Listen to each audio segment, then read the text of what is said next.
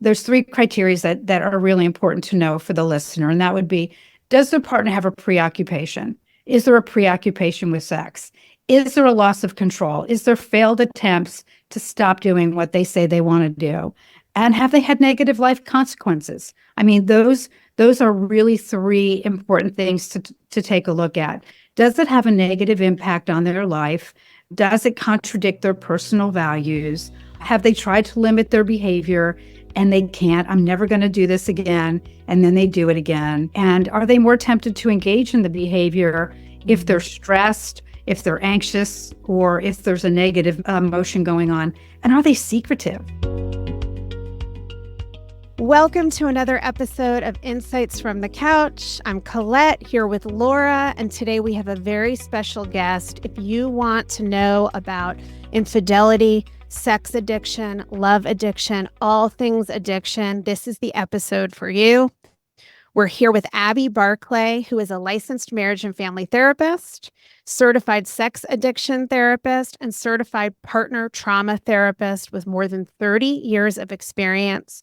She has a private practice in Winter Park, Florida, Clarity Counseling Center, and she specializes in helping people overcome trauma, addiction, sex addiction, porn addiction, love addiction, and partner betrayal. So welcome, Abbe, and thank you for being here. Thank you. I'm glad to be here. We're so excited for this episode. Yes. Women need this information. Yes, badly. And, you know, I have a personal passion for this because I was in a relationship with someone who struggled with sex addiction in the past. And I know that I didn't know anything about it. It was a long time ago. I was not a therapist yet. And when I found this out, it was so shocking. And the whole thing took such a toll on my self-esteem that I think if we can understand what this is and isn't a little more, that people can get the right help and understand there's tremendous hope. This does not have to be a relationship killer. And, you know, just better normalization and education about this. So maybe you could start out by telling us a little bit about you and what drew you to this and something about the sex addiction spectrum. Absolutely. Well, first of all, let me just say I'm sorry that you have any experience in going through something as devastating as this. Thank you. And it is an epidemic in our society. It is an absolute epidemic now. And I think much more talked about than it was years ago. I fell into this, my initial beginning in the counseling field was I was a marriage counselor. And I did mostly marriage counseling. And there was somebody in town who really worked a lot with sex addiction, who didn't really deal with the couple component. And he kind of sought me out to help him in his practice. And this is many years ago. The problem is I wasn't trained in sex addiction or any type of addiction at the time. So in my desire to kind of move forward in my career, he suggested that I do some training to learn about sex addiction. And at the time, the training was through ITAP, which has grown as a huge umbrella. It's the International Institute for Trauma Addiction Professionals, if you will. And that's where I kind of fell into it. It found me. I didn't find it. And at the time, it was really just starting to be something that a lot of people talked about. That makes a lot of sense. And thank God, obviously you must love what you do because you've stuck with it for many, many years. And, you know, just to get into what sex addiction is, I know when I first heard about it, I pictured somebody, you know, this extreme deviance, almost like a pedophile or somebody who couldn't stop screwing everyone in sight. This just really extreme ideas that I had in my mind of like, oh, sex addiction. And, you know, it's not necessarily that. In fact, most of the time it isn't. So can you speak to that a little bit? Absolutely. And thank you so much for saying that, because there's so much misunderstanding and so many misconceptions around it. Because the truth is that sex addicts come from all walks of life, regardless of their outward success, regardless of their intelligence, regardless of their physical attractiveness or an existence of an intimate relationship, right? So it's male, female, all sexual orientations and ages. And, you know, it does not discriminate. In summary, sex addicts have lost control over their sexual behavior. and they're unable to stop their sexual acting out even when they want to. So most sex addicts are very ashamed of their behavior, and they lead a double life. And that double life and that compartmentalization leads to telling lies and secrets to their families and to their friends. And in general, they're hooked on what I would refer to as this kind of dissociative fog, euphoria that's produced by fantasy, sexual fantasy or sexual pursuit. And it has a lot of ritualistic patterns that occur with each person individually. Sadly, most sex addicts do not seek treatment on their own. Usually there's been some type of a negative consequence that have forced them into treatment. Like a So- partner discovering a behavior. Yes, Yeah. absolutely. So, to understand sexual addiction, it's not about sex, Colette and Laura. It's not about sex. It's about a way that people have found to manipulate their brain chemistry to create a sense of euphoria or pleasure. It's a physical process triggered by chemicals in the brain, primarily dopamine, Mhm. adrenaline, and endorphins. And is this Wow. like any other like self-soothing process, that addictive process that people pick up? I mean, obviously it's one that has a lot higher consequences, but any even process addictions where you're, you know, seeking things out, food, anything we use to sort of bring ourselves down or bring ourselves into regulation. That's exactly what it is. It's a process addiction, which is different from somebody who may be, say, a drug or alcoholic who ingests a chemical to alter their brain chemistry. A process addiction, a sex addict or a gambling addict, if you will, Yeah. just has to go into fantasy and they can trigger that dopamine response in the brain. And that teaches the brain to feel better. So it's kind of like you ring a bell and the mouse comes to get the cheese, you ring a bell and you feed the dog. The brain has been taught just to go into fantasy or to seek this out, and it starts to feel better. And when we say process addiction, for the listener, then it is the actual process of the act rather than the ingestion of a chemical. And even fantasizing about that act can produce the cascade of neurotransmitters that bring about, the dopamine, the high, if you will. Ooh. So like, do you intervene on this in the beginning, just in the thought level, the fantasy level? Is that like the trigger point? Or are you really targeting behavior? Or is it a whole thing, a whole chain? So both, because it's really important. There's so many different types of sex addicts, right? So it's important that they begin to understand what their arousal is. So for instance, an event may happen in their life where they are stressed. Maybe they have a fight with their partner. Maybe something happened at work, right? And they get stressed out or they experience a negative emotion. Immediately, that negative emotion triggers some type of a wound, right? So that wound could be maybe I'm not good enough. Maybe I'm going to disappoint somebody. Maybe I'm not important. The list goes on, some type of a wound that occurred much earlier in their life. And when that wound gets activated, they have found a way to alter the way that they feel so they don't experience the negative emotions. So they go into what we refer to as preoccupation. Oh, I know how to make myself feel better. I can do this. And the minute that process starts, they've got the chemicals going. And the next step is they have to understand what their ritual is. Everybody's ritual is different. And once they're in their ritual, say, for instance, if they're a porn addict, okay, oh, I can go look at porn at 4 o'clock, nobody will be home. Then they go into the ritual. Maybe it's a particular place in the house. Maybe it's a particular computer. Maybe it's a particular website. And once they're in their ritual, then they're in what we refer to in the therapy world as a dissociated state. They're in a fog. Yeah. And their ability to access logical thinking and consequences is gone. They eventually act out. And once they act out, then they feel shame and despair. And this is where they live: preoccupation, ritual, acting out, shame and despair, right? Wow. So it's a cycle, a predictable cycle of the preoccupation where the high starts just even imagining and fixating on it, engaging in the ritual. And then afterwards, they feel shame and despair that is privately kept within, I imagine, and fuels maybe even more desire to seek those feel-good chemicals and engage in the ritual.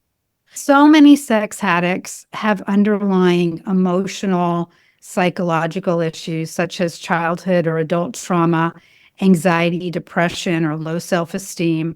And those are things that they have to really address in therapy.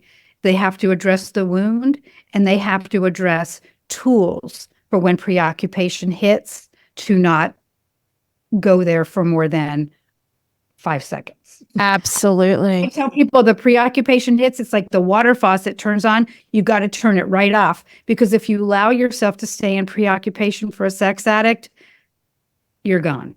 Yeah. So even backing up a little bit though, Abby, because this is fascinating, right? And once you get into treatment with your partner or with yourself, because we're not only talking about men here, we're talking about women too. But I just want to ask you a little bit about, and maybe there isn't a way to do this, but for the listener who may have a partner or maybe struggling herself, but who may have a partner also engaging in some of this. You hit the nail on the head when you said a double life. I know my past partner, I never knew this was a very buttoned up person.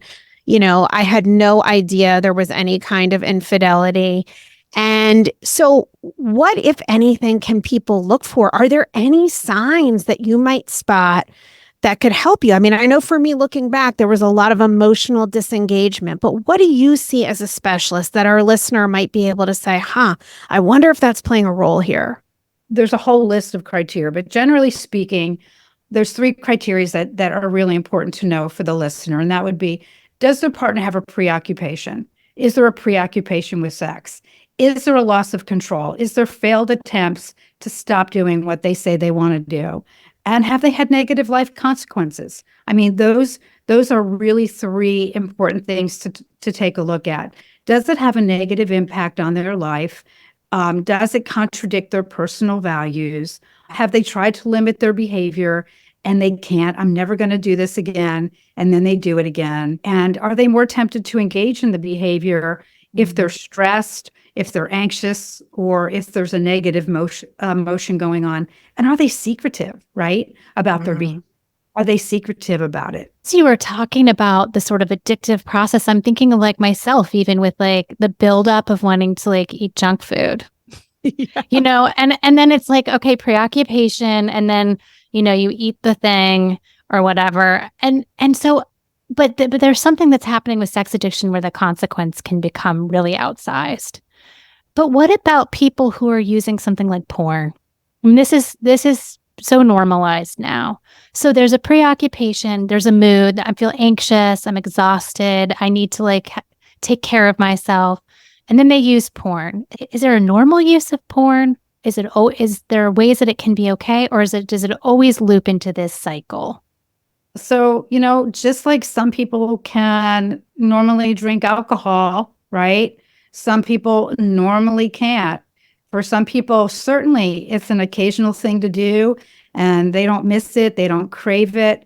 But for others, it can become an addiction when it impacts their life functioning, right? So it may create obsessive thoughts and compulsions. Maybe they fail out of college. Maybe they've lost jobs because they're viewing it at work.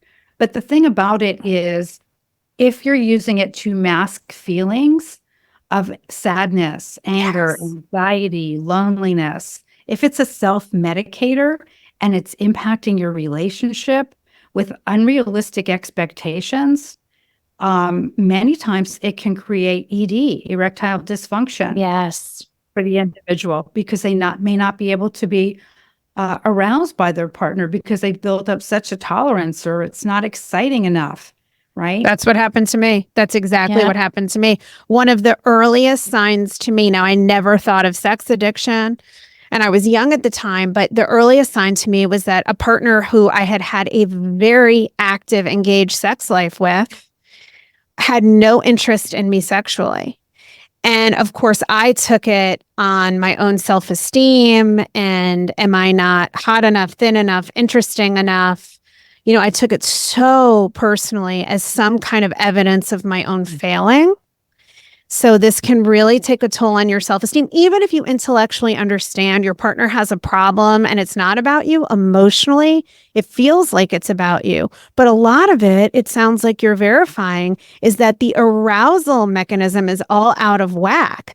Kind of like if you become accustomed to doing heroin, you're not going to be satisfied by a joint of marijuana. I mean, maybe that's not a perfect example, but right, it gets all jacked up. And it's so common for women. It causes so much self-esteem issues with body image, looks, performance, and treatment. Yeah.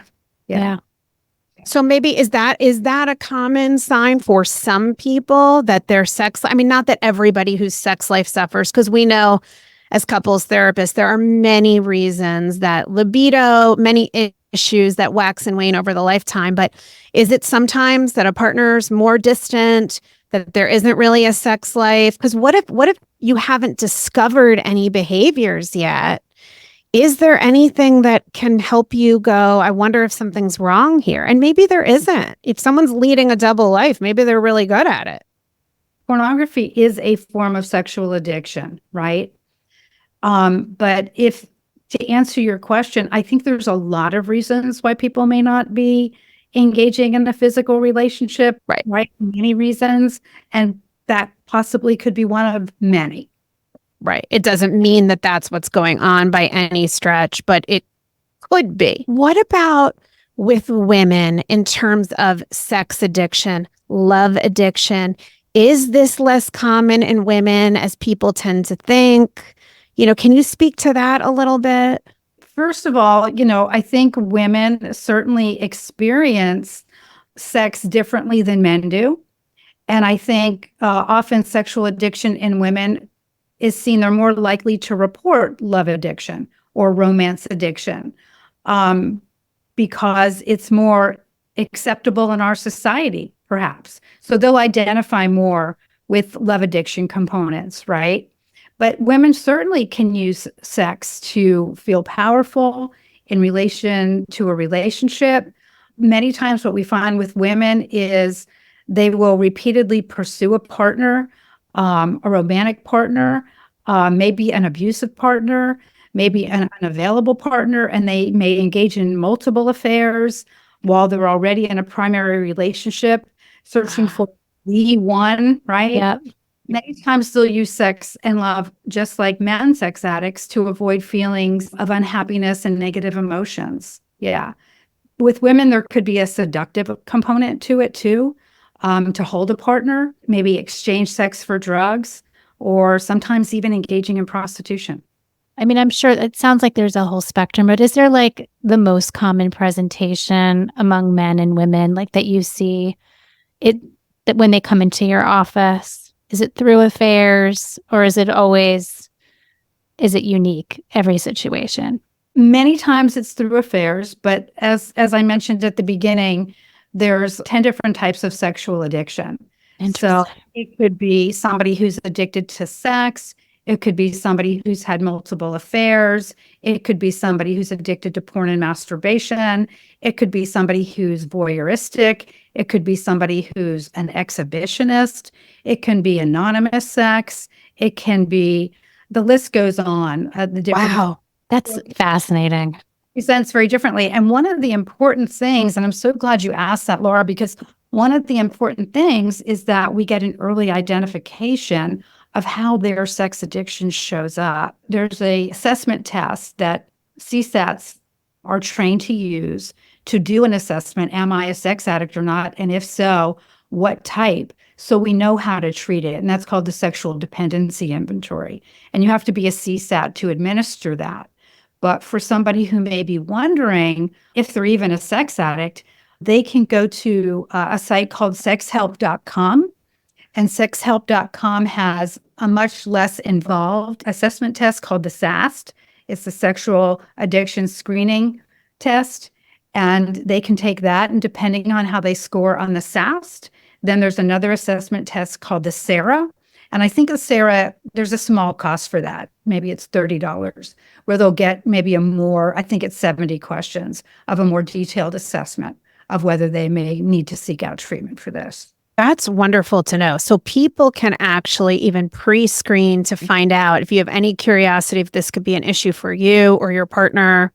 There are tests available that you can take to get an idea if this is playing a role. Right. And then it's going to be very important. You were sharing with us, Abbe, to find the right kind of help. Can you speak to that a little bit? So, sex addiction is a very specialized field. Addiction itself is a very specialized field.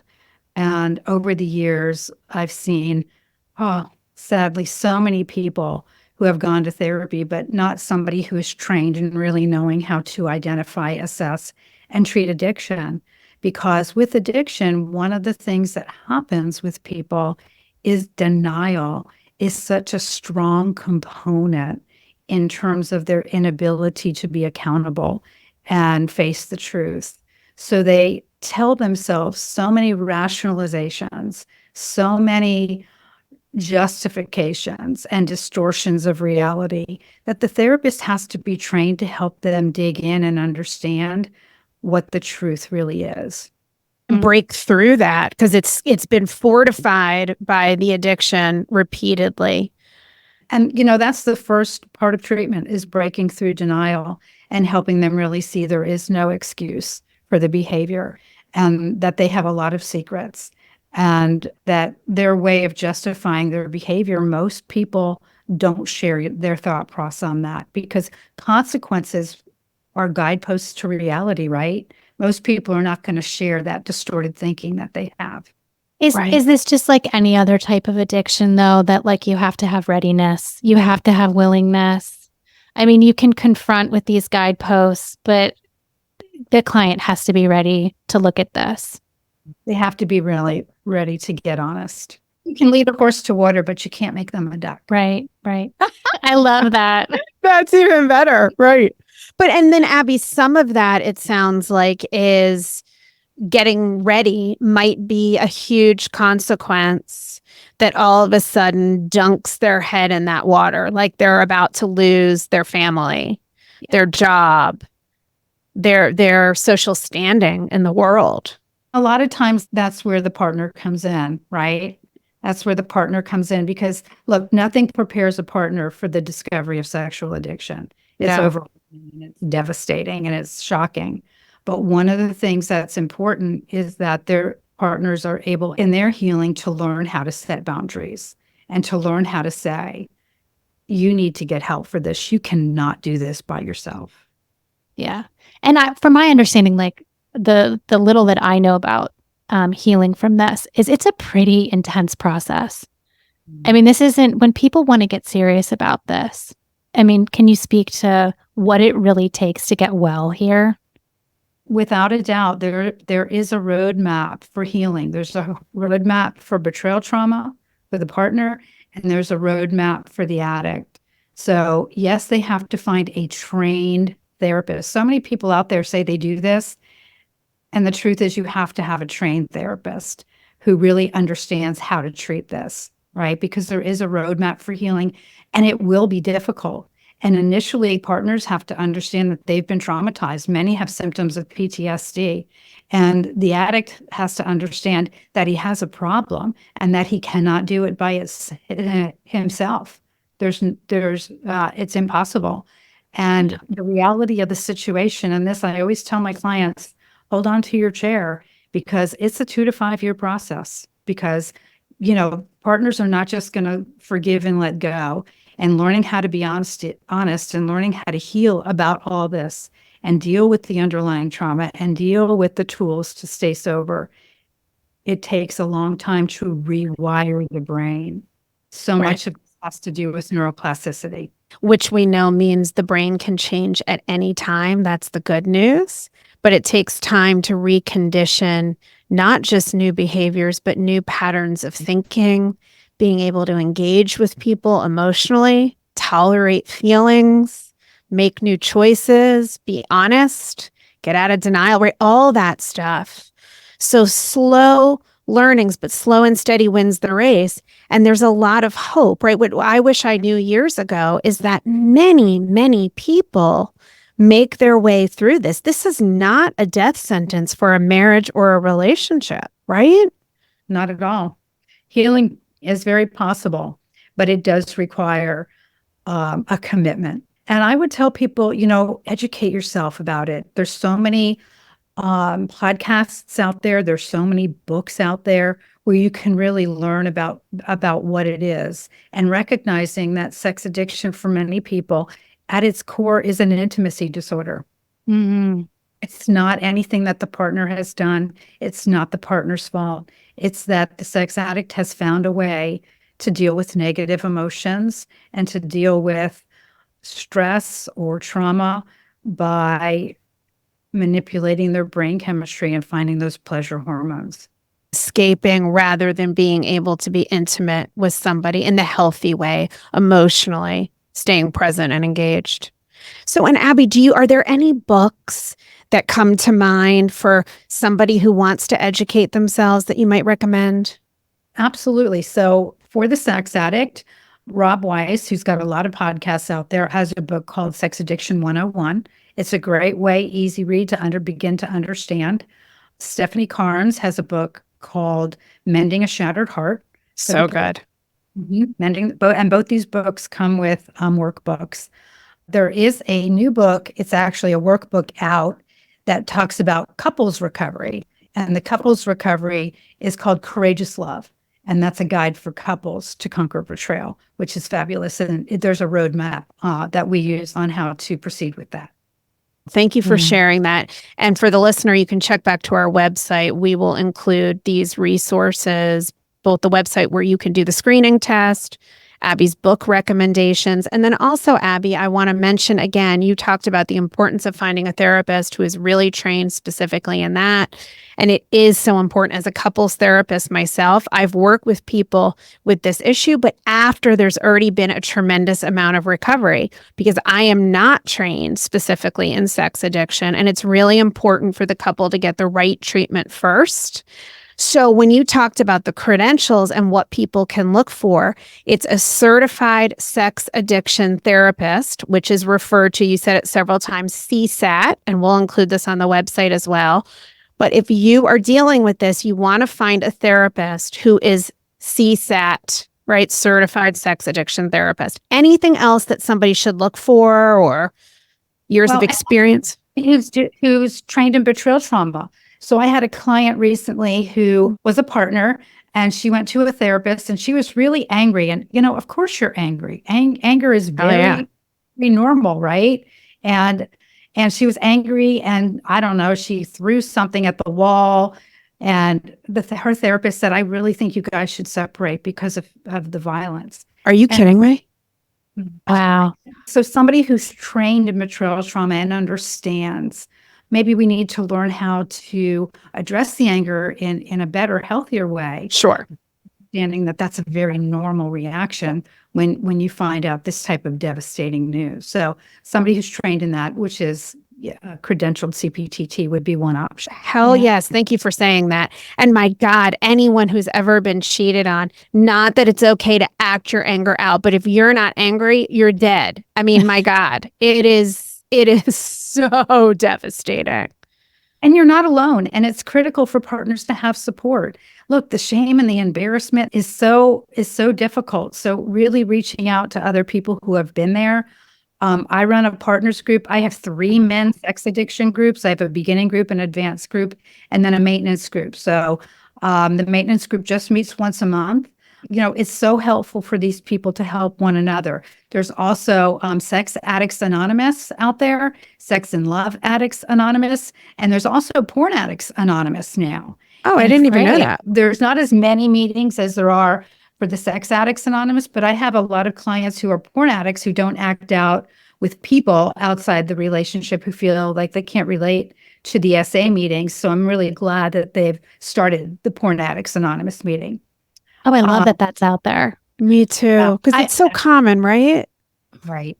I feel like we're going to have a whole new generation of like boys now. I mean, I think what people are getting raised with and their access to online porn, you're going to be in business for a very long time. And equally, I just want to say that there's a lot of support groups for women out there too. Codependence of sex addicts is one. Wish they'd changed the name to that. That's the old model where we referred to partners as codependents, but it is called COSA, C-O-S-A. And, there's a lot of information on my website and on the internet about free support groups that people can find. The other thing that I'll mention really quick that I think is really important is I get calls almost every week for people who think that I'm a sex therapist.